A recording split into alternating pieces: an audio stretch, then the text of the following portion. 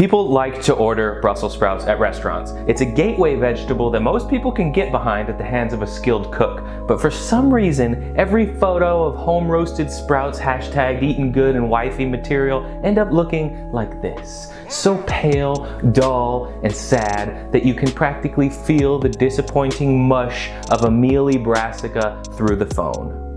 Why is that? Presumably, you're doing everything right. Trimming and having the sprouts, tossing them with oil, salt, and pepper, and then roasting them for 20? No. 30? No.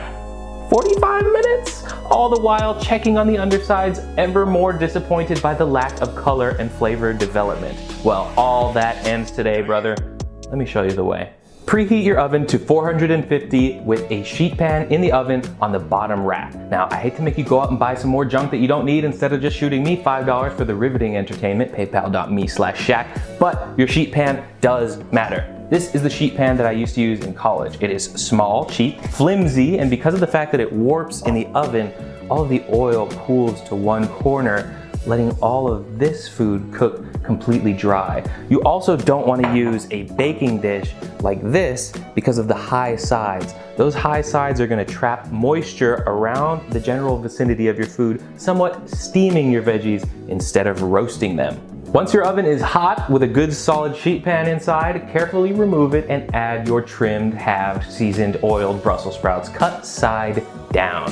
Since this is already screaming hot, that cut side will take on color much faster. Pop these back in for 25 minutes if you like a tender interior, or 40 minutes if you like to take them all the way, charred dark with maximum crunch. A lot of people think that they don't like vegetables, and you know what? I don't think I would either if they were treated the way that most people do it to them. The reason why orange chicken is good is because it's fried and tossed in a sweet, sticky glaze. The reason why meatball sandwiches are good is the liberal application of cheese and sauce. If you really want to make vegetables a hit, please stop treating them like a government-mandated middle stepchild and show them some affection. If you do like sweet and sticky, then Bon Appetit has a honey glaze that's probably right up your alley. Today, I am dressing my Brussels sprouts in my favorite vinaigrette from Lemonade in Southern California because A, I think it is one of the most life-changing and versatile vinaigrette recipes on earth, and B, now I can give it out without you having to buy a $20 cookbook. Is this legal? Don't snitch. In a jar, combine 2 tablespoons of honey, 2 tablespoons of balsamic vinegar, 2 tablespoons of sherry vinegar, 2 tablespoons of olive oil, 4 tablespoons of canola oil, salt, pepper, and a minced shallot.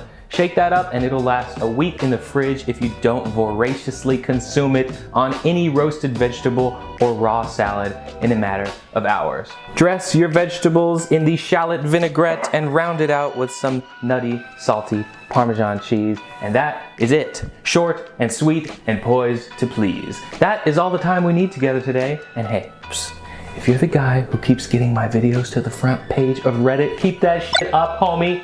I want to hit 10K before the year ends, and daddy needs eyeballs. Come on, I'll give you a Brussels sprout.